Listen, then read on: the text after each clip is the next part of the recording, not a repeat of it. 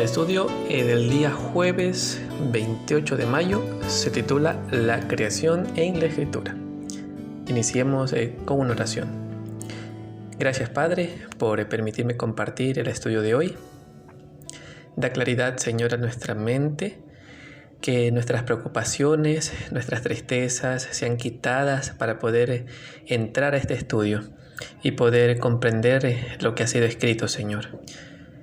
Que cada día no dejamos de sentir esa necesidad de estar a tu lado, de poder, Señor, mantener nuestra fe firme y que siempre dependamos de usted. Oro en el nombre de Jesús. Amén. Muy bien.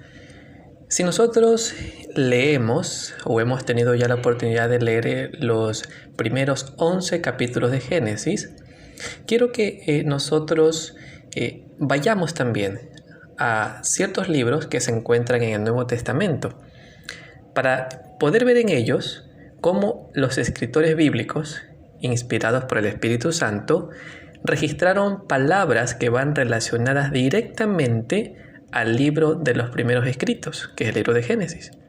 Por ejemplo, leamos Mateo 19, versículos 4 y 5. La palabra de Dios nos dice: Él respondiendo les dijo, o sea, Cristo, ¿verdad?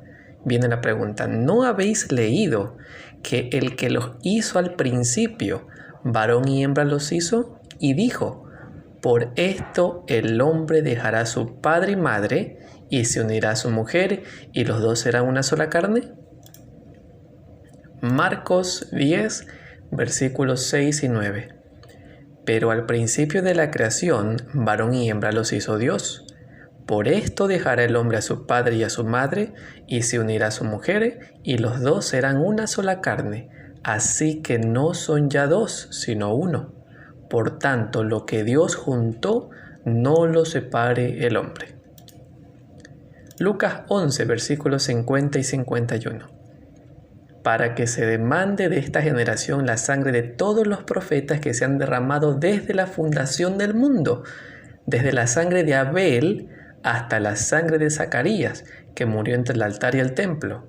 Sí, os digo que será demandada de esta generación. Miren cómo tenemos referencia de Abel, que se encuentra en los primeros capítulos de Génesis. Veamos ahora Juan, capítulo 1, desde el 1 hasta el 3. En el principio era el Verbo, y el Verbo era con Dios, y el Verbo era Dios. Este era en el principio con Dios. Todas las cosas por Él fueron hechas, y sin Él nada de lo que ha sido hecho fue hecho. Hechos 14, 15. Y diciendo: varones, ¿por qué hacéis esto?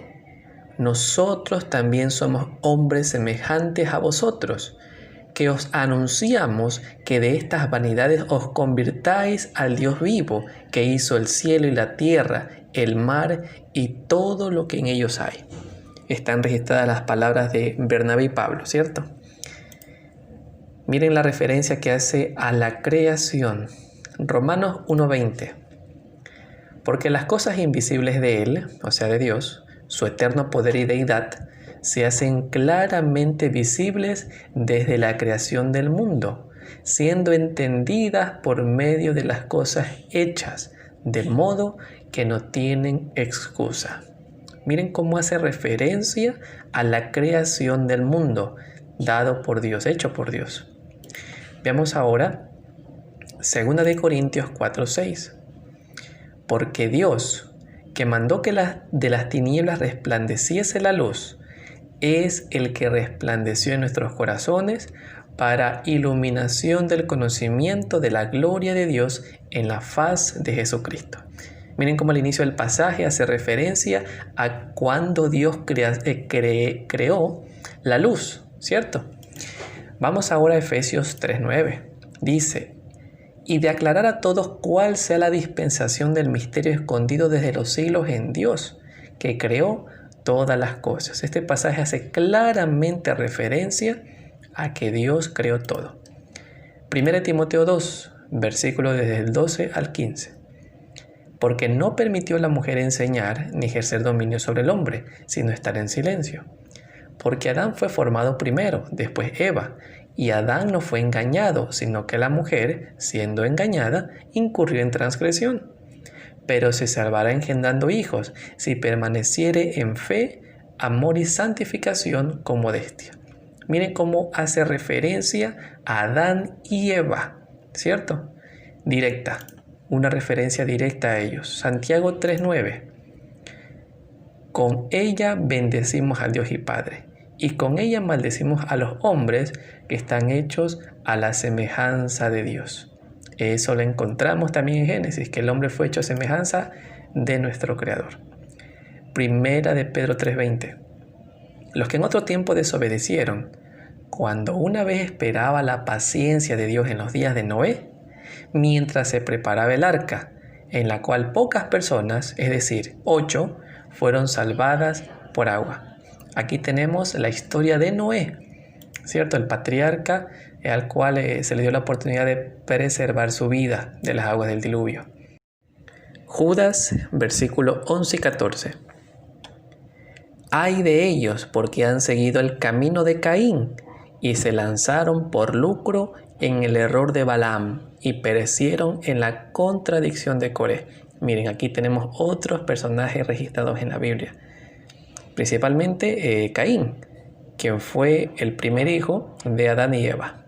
Versículo 14, miren también, dice aquí, de estos también profetizó Enoc, séptimo desde Adán, diciendo, he aquí, vino el Señor con sus santas decenas de millares.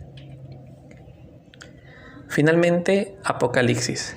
Veamos en el capítulo 2:7, dice, el que tiene oído, oiga lo que el Espíritu dice a las iglesias. Al que venciere, le daré a comer del árbol de la vida, el cual está en medio del paraíso de Dios. 3:14. Y escribe al ángel de la iglesia en Laodicea, he aquí el amén, el testigo fiel y verdadero, el principio de la creación de Dios, dice esto. 22:2. En medio de la calle de la ciudad, y a uno y a otro lado del río, estaba el árbol de la vida, que produce 12 frutos, dando cada mes su fruto, y las hojas del árbol eran para sanidad de las naciones. 22:3. Y no habrá más maldición, y el trono de Dios y el Cordero estarán en ella, y sus siervos le servirán. Con la lectura de estos pasajes hemos podido ver que tanto nuestro Señor Jesucristo como también los escritores del Nuevo Testamento remiten directamente nuestra atención ¿a dónde? A Génesis, ¿cierto? A los primeros capítulos. Pudimos ver allí que estaban nombrados Caín, Enoc, Abel, también Noé, ¿cierto? El árbol de la vida, el origen del pecado. O sea, prácticamente se encuentra esta confirmación de parte de los autores bíblicos de que están tomando, ¿de dónde? De los escritos de Génesis. Entonces, si hacen eso, están dando a conocer o asegurando que el libro de Génesis tiene una historia confiable. Ahora, Jesús, miren, se refiere a los escritos de Moisés y a la creación del hombre y la mujer, como vimos. Pablo también pudimos atender que utiliza repetidamente el relato de la creación para poder fundamentar los argumentos teológicos que plantea en sus epístolas. Inclusive, leyendo Hechos 17:24 encontramos lo siguiente. El Dios que hizo el mundo y todas las cosas que en él hay, siendo Señor del cielo y de la tierra, no habita en templos hechos por manos humanas. Entonces, de esta manera, podemos confirmar, ¿verdad?, que los escritores del Nuevo Testamento se basaron en la naturaleza esencial del Génesis para mostrarle al lector moderno, o sea, a nosotros, el significado de este acontecimiento de forma literal. Si nosotros leemos Romanos 5, vamos a poder encontrar en este capítulo que se encuentran más de media docena de veces.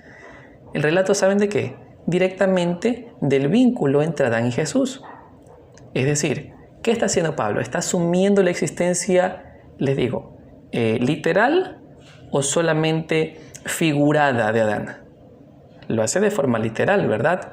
Dando de esta manera la certeza de que esta historia fue real. ¿Ok? Ahora, si nosotros tomamos una postura diferente, no dando importancia y creencia que estos relatos son reales, ¿cierto? Estaríamos directamente afectando la lectura literal de estos textos que estábamos nosotros leyendo hace poco. Entonces el modelo evolutivo, ya en cuanto a los orígenes, no puede relacionarse con lo que la misma palabra de Dios dice tan claramente, que Dios es creador. Termino con esta pregunta.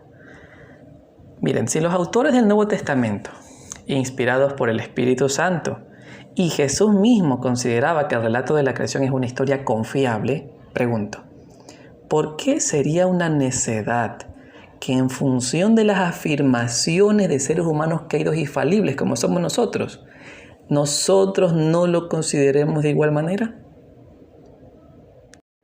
A continuación, compartiré con ustedes unos pocos párrafos encontrados en los libros de la escritora cristiana Elena G. de White. Por ejemplo, en el libro Conducción del Niño, en la página 448, nos dice: debido a su relación con el primer Adán, los hombres solo reciben culpabilidad y la sentencia de muerte.